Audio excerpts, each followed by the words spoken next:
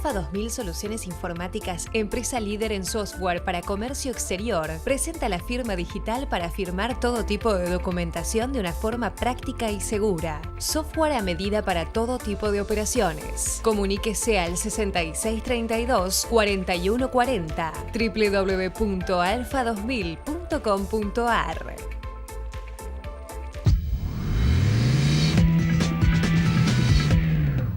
Bienvenidos a Mercado por Expertos, analizando el comercio exterior con el ingeniero Miguel Ponce. ¿Cómo estás, Miguel? ¿Cómo te va, Claudia? Alegría de estar. Bueno, hoy tenemos un invitado que va a representar que representa a una industria muy importante en lo que hace al país en general, no solo en el mercado interno, sino también en el conflicto con las importaciones y en las deseadas exportaciones, que vamos a analizar con él las variables competitivas. Es Marco Meloni, vicepresidente de Proteger y también de IPA. ¿Cómo le va, Hola, Marco? ¿qué tal? Gracias por invitarme. A usted Muy por amables. estar aquí y acompañarnos. Miguel. Marco, estamos viviendo días especiales, Sí.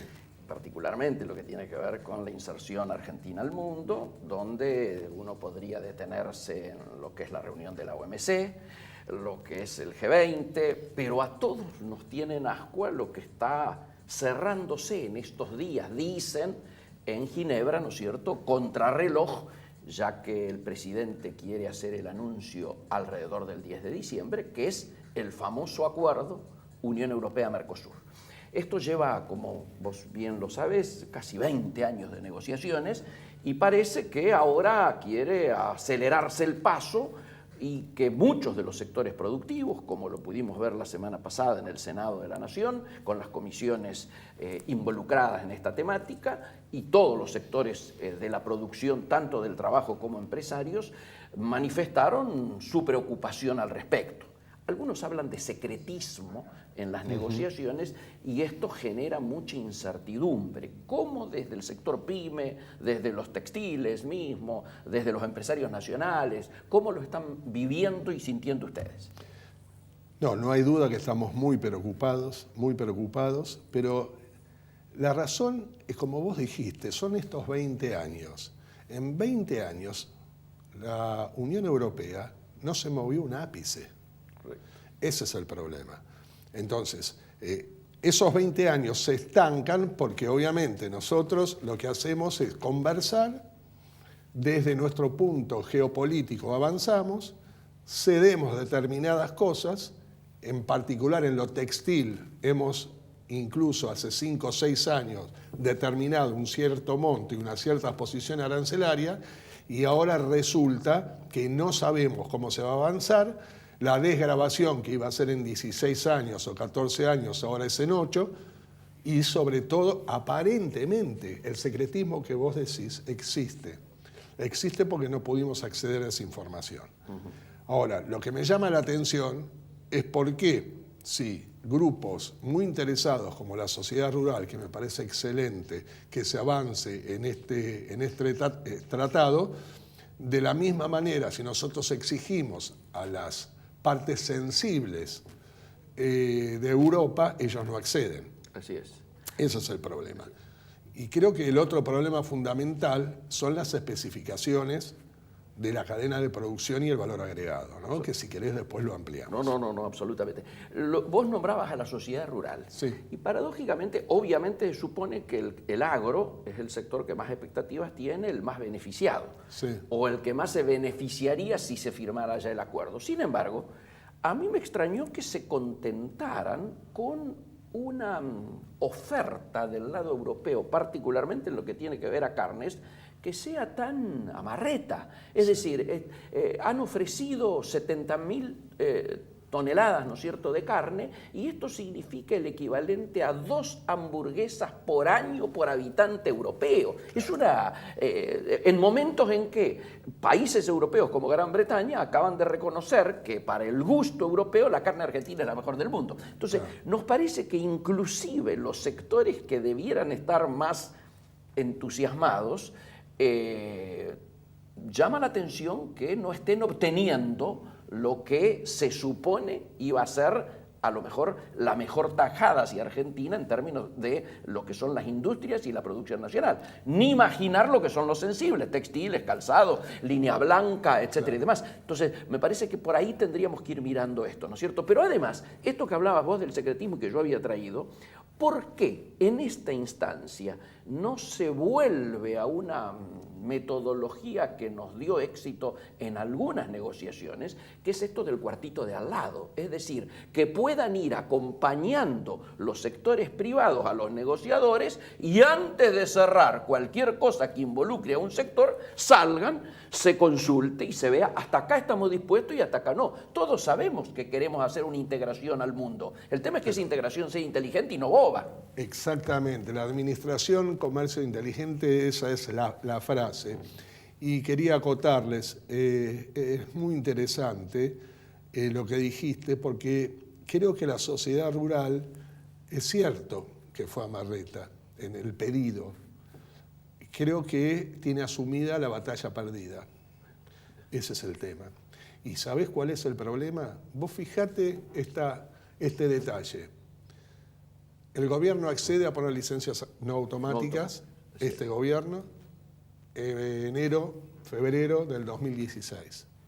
1.400. 750 para las textiles. Porque tenemos 10.000 posiciones. Obviamente, como muchos sectores no han pedido y muchos sectores han reclamado. El que ni participó, por ejemplo, son los de alimentos procesados. Y hoy se están quejando los de cerdo, las economías regionales de fruta, que vienen las cebollas, que vienen las naranjas. Hagan algo, no pueden hacer nada porque no hay límite. Claro. Cuando vos no tenés licencia no automática, con una proforma ya podés girar al exterior. Así y es. Cuando está preparada la mercadería te la mandan sin ninguna restricción. Y si ellos no son competitivos con la alimentación, ¿qué nos queda? Claro. El mundo está peleando por el trabajo. Todo lo demás, las devaluaciones monetarias, son excusas como para proteger el trabajo nacional. Absolutamente. Los ingleses, con el Brexit, trabajo inglés para los trabajadores ingleses, y el American Buy, que tan fuerte es en el mundo, lo está haciendo ver Donald Trump. Así es. Nosotros habremos tenido 3 medidas antidumping en 2 años y Trump hizo 77 en 1. Qué va. Entonces, lo que tenemos que hacer cuando nos abrimos con el mundo, ver lo que hace el mundo y no haz lo que yo digo y no lo que yo hago. Eso es lo que yo veo. Y una cosa muy importante es que teníamos definidas en las preconversaciones hasta las posiciones arancelarias y la cantidad de dólares por posición. Claro. Y hoy se barre con todo, aparentemente. Sí, no lo sabemos. Sí, bueno, justamente, Marco, centrándonos en esta cuestión del acuerdo de libre comercio, quería pedirle su opinión. Cuando nosotros hablamos de libre comercio, los acuerdos de libre comercio, muy libres no son, porque estamos hablando de negociaciones y que cada sector va monitoreando cuál es su posibilidad frente al avance, digamos, de la importación con quien se está negociando.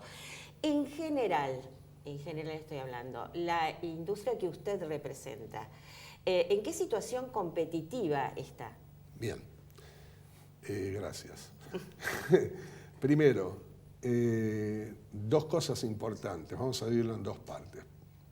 La primera parte es que la información con la cual nosotros tendríamos que monitorear no existe. Así es.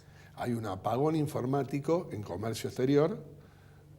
Las autoridades cerraron absolutamente, como siempre, hablamos, ahora permitieron un monitoreo general. ¿En qué consiste exactamente para la gente? Bueno, antes nosotros teníamos la posibilidad, todos los sectores tenían la posibilidad de un libre acceso de lo que se importaba, las cantidades, claro, los orígenes, por posiciones, unidades, toneladas, lo que sea. Y bueno, hoy lo que se logra es tener solamente números muy macro. Globales. Muy globales. Sí, sí. Antes eran, durante Detalle. un mes y medio o 2 eran 0. Sí, sí. Accedió comentaron que fue un error de implementación del sistema, se avanzó, se mejoró, pero seguimos con los números muy macros sin tener una información como tiene todo el mundo. Así es. O sea que, digamos que podría ser un cambio de política en cuanto a yo creo que dieron información. ¿Qué le parece a usted? No, yo creo que dieron algo porque vieron que era demasiado, pero la idea, ahora el concepto, porque no lo siguieron cambiando. Claro. Volví a lo de competitividad. Y el tema de competitividad. Yo creo que nosotros somos muy competitivos, de las puertas para adentro de la fábrica, eso es importantísimo. Sí. Y además, voy a decir algo que a muchos les disgustará, pero no hago un juicio de valor. Yo he viajado por negocios justamente, por tejidos técnicos a Nueva York hace muy poco, y me he encontrado con un argentino que era encargado de un negocio y decía, mira, el problema de ustedes no es la producción, sino son los gastos como los prorratean. Tenemos 8 veces más de habitantes, 3 veces más de capacidad de compra y todo el turismo latinoamericano que viene con las valijas, 50 veces más. Si el alquiler es igual, lo prorratea ya en 50 veces más en cantidades, lo cual afecta de menor manera en el costo. Nuestro IVA, nuestro tax, 8,5. Ustedes 21 y tienen ingresos brutos. Nuestra tasa es 3% anual. Ustedes la tienen mensual. Entonces, la energía es más barata en Estados Unidos. Sí, claro. Entonces, todas esas cosas te hacen menos competitivo. Sin embargo, fui a negocios, que los puedo nombrar porque acá no hay, como Forever 21, que dicen realmente muy bajos los precios, no te podés comprar nada. Yo no me puedo comprar nada, porque tiene la calidad un escalón abajo de la salada. La pucha. Un escalón abajo. Y cuando hablamos de Paraguay con su maquila, cuando haces los precios comparativos, la salada es competitiva. Mirá vos. La salada es competitiva. Esto no es un juicio de valor, sino es una realidad. Está muy claro. Entonces, quiero definir también, por último, una conclusión sobre la competitividad. Los países que concentran la confección, donde está el mayor valor de mano de obra, son Pakistán, Bangladesh y Myanmar en este momento. Porque China tiene muy barata la producción sin la mano de obra intensiva y después la manda a confeccionar estos países y sale Made in China. Así es. Esos lugares, la diferencia de precio de mano de obra por hora es 50 a 1. 50 a 1. Y todos dicen imposible. ¿Por qué? ¿No sale acá $1.000, $1.200 todos los impuestos incluidos?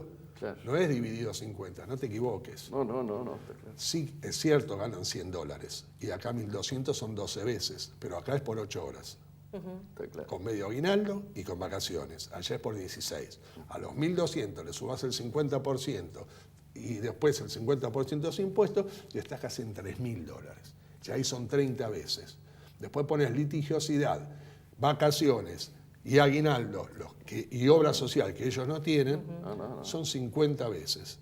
Y el precio a veces es 2,5 veces menos. Está claro. Entonces, hay dos cosas como conclusión final. Alguien se lleva la tajada del león. Y no es el vietnamita que te hace una camisa por $5. No, desde ya. La cadena comercial. A Tommy que te la vende es lo más lindo que después viajamos.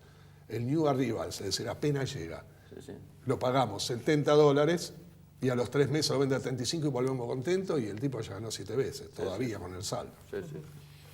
Marco, la verdad es que es interesantísimo esto, vamos a estar muy alertas. Ahora, ¿cómo sigue? Se cierra el tema, vamos a ver en qué punto en Bruselas, luego tiene que venir aquí y tiene que ser aprobado en el Parlamento. Por eso es que yo creo que muchas cuestiones que se están hablando, que ya se dan por hecha, y bueno, tenemos que ver si pasa el Parlamento, ¿no? Estoy totalmente de acuerdo. Así que seguramente cuando la conclusión nos haya llevado a que digamos estamos parados acá, vamos a volverte a llamar para monitorear. Estoy disponible, ustedes lo saben. Bueno, muchísimas gracias, Marco. De nada y gracias. Nos vamos hasta nuestro próximo programa en Mercado por Expertos, como siempre, aquí por Metro. Muchas gracias.